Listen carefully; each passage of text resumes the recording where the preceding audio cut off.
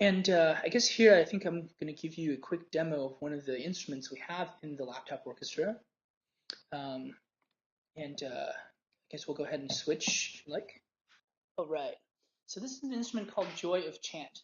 It's basically using this commodity joystick that you find for flight simulators, and using that to actually control synthesized sound. In this case, it's controlling a vocal model. It's a very simple model based on formant synthesis. So we're really just sending a source that is mostly whitened. It's actually a pulse train, sending it through a couple of filters, which gives it models basically the vocal cavities and what it does to actually use pitch sounds, making them sound like vowels. So simply if I were to do that, it will start singing. And because this is, well, it's not going to fool anyone that's actually a computer. It sounds very synthetic. But also it doesn't get tired. It just keeps singing. It doesn't really need to take a breath or anything. And then we've mapped the 4 axes of the joystick to a vowel. So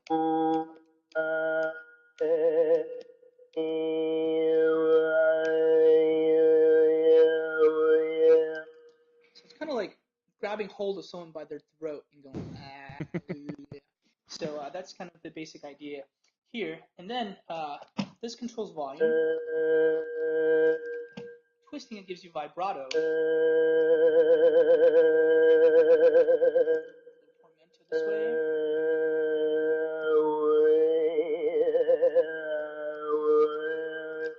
And because it's a model, you can change the source, keep the filters.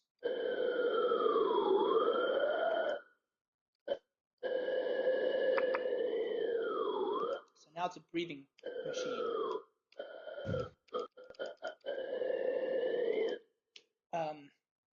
So that's kind of the joystick part, but the other part of the instrument is actually the keyboard.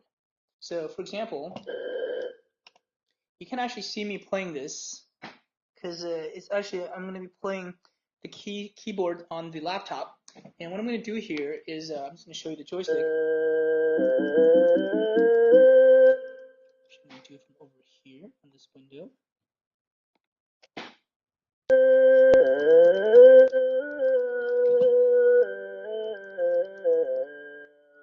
There I'm just pressing keys on the laptop, but press the keys Z, C, B, A, D, G, W, E. I can make it sing pretty low.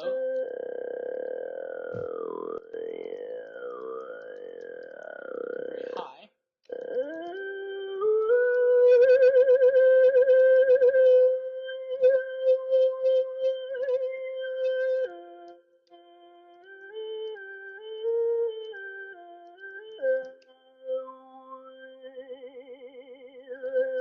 So you can actually play, a number of simple melodies with this thing, and the idea is that we can take this relatively synthetic model and make it expressive. And that's one of the things we try to do in the laptop orchestra is really combine that with what people can do. So I guess we can go back to the slide, which is really iPhones and music on the iPhones and some of the things that we've been doing. And certainly we're not the only ones doing this. There are many across the world that are experimenting with this. And I think the reason so many people are doing this, and the reason that certainly that we're doing this, is because we think mobile devices really hold a lot of potential for music. And the idea is that not only are they now powerful computers with a variety of sensors on them, they're also very personal devices. They're intimate because they're always with us. We identify with mobile phones as personal technology. My mobile phone is really, well, it's kind of me. It's my phone number. You call it to reach me. You text it to text me. And it's something I carry with me nearly at all times. And it really just feels like, well, it's very different than the laptop. It's different because instead of having to go to the laptop or the computer, I feel like the phone goes where I go. It stays with me. So that's one of the reasons why phones seem so interesting as a research platform. And of course, I put the question here, what is this? Not because we all know this is obviously an iPhone. The question really is about what else can this be, and specifically for music. So next slide, please. That's one of the reasons why we actually started a company called Smule, and this is meant to be a joint type of enterprise, between really kind of leveraging a lot of the ideas that we've been working on in the computer music research field, as well as certainly at Karma, with laptop orchestras, with physical interaction design, with physical modeling, all of these things, but then bringing, kind of concentrating a lot of those ideas into kind of a commercial entity to bring it to a lot of, it's really kind of a symbiotic relationship between what we're hoping to do at Karma and also what we're trying to achieve at Smule. So Smule as a company was actually started in 2008, and our first product, which I'll show you here, is the Sonic Lighter. And I guess we'll go ahead and go to the demo. This is again the Sonic Lighter. It takes a little while to start. There it is. So I'm just gonna light that up. And what I'm going to do is, it'll respond to accelerometer. So I can go, hold this up, go to a concert, and wave this around. And you can also run your finger through the flame. But there's actually many lighters in the store. But we try to make ours a little bit differently. We try to really think of this as a physical device or physical artifact. And we try to prove that by allowing you to tilt the phone, which results in kind of this, well, you can hear this crackling sound. That's the sound of the fire burning the side of my phone. And that's kind of meant to be kind of a statement of sorts. But then you can also blow it out. And it's actually done through sound. And this is why we call it the Sonic Lighter. And what I'm actually doing is blowing into the microphone here found at the bottom of the iPhone. And we're actually doing simple filtering and analysis tracking of that signal and using that to control the flames. Something else we can do with this is if I open up a second Sonic Lighter, I can turn this on and then throw this into flamethrower mode, and I can light the other phone. Let me do that again.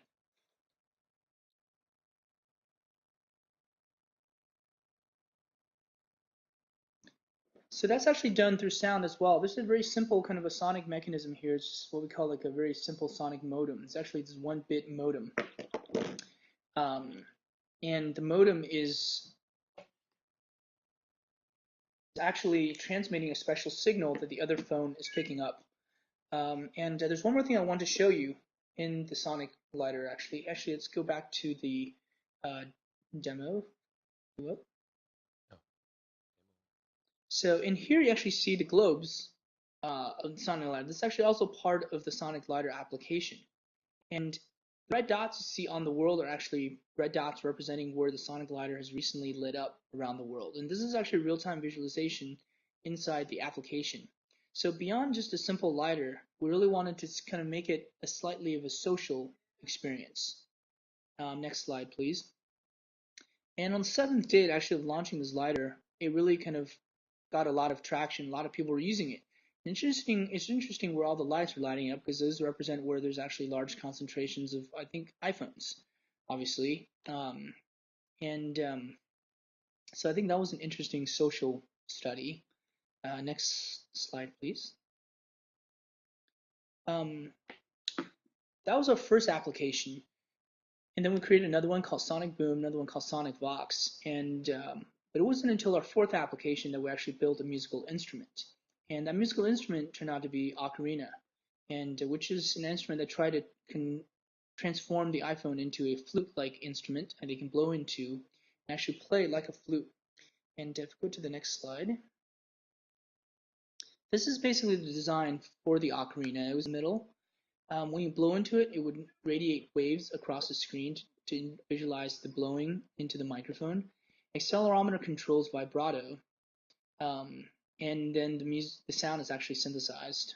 And so this tries to use all the different sensor elements on the iPhone. So I'll give you a quick demonstration of this. And then vibrato is controlled by the tilt. So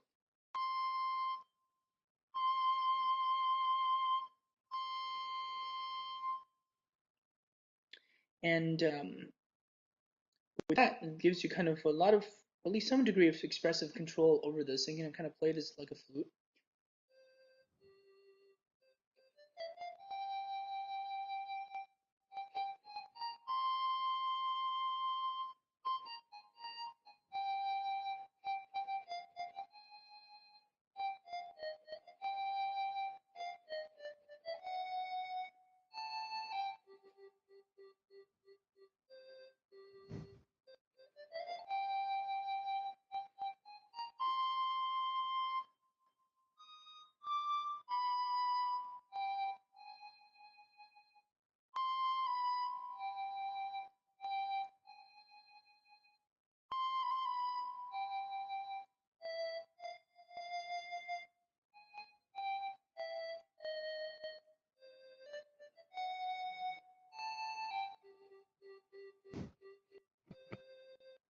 Or you can play a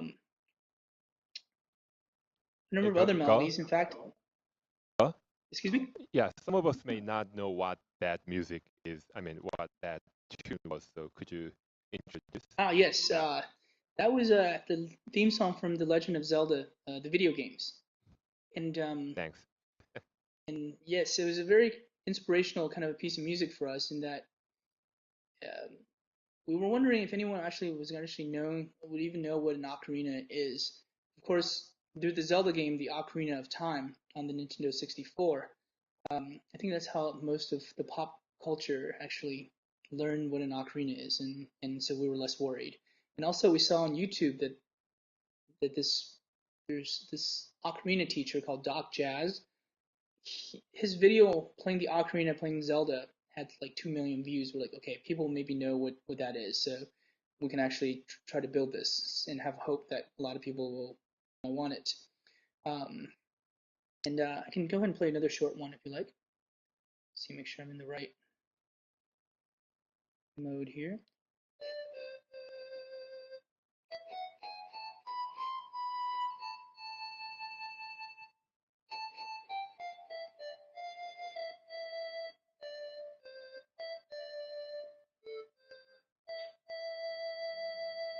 It's a little bit of Beatles yesterday there. And finally, I want to show you one more thing on the ocarina, and that's kind of the social element in ocarina. So if I were to throw this into kind of the globe in ocarina, you can actually hear.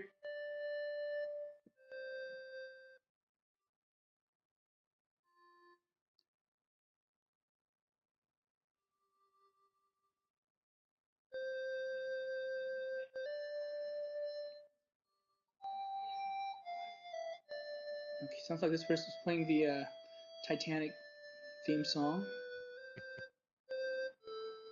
And indeed, actually, a lot of people have gotten to play this instrument, and these are just some of the people from on YouTube that we found that we collected.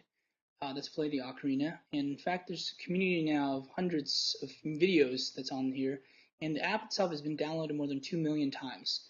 And people have listened to each other play on the globe some 40 million times. So people are doing this. And what's really encouraging about this is what we're finding that most of the people that are doing this are actually, well, they're not, professional musicians or instrumentalists. They're just people who like playing music and who happen to have a phone that can actually do this.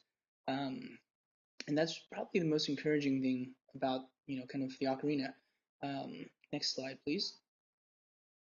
Here is a video of one of our users playing Ocean Do. She's actually a winner in this contest, Blow's Ocarina contest that we held. Let's go ahead and roll the video.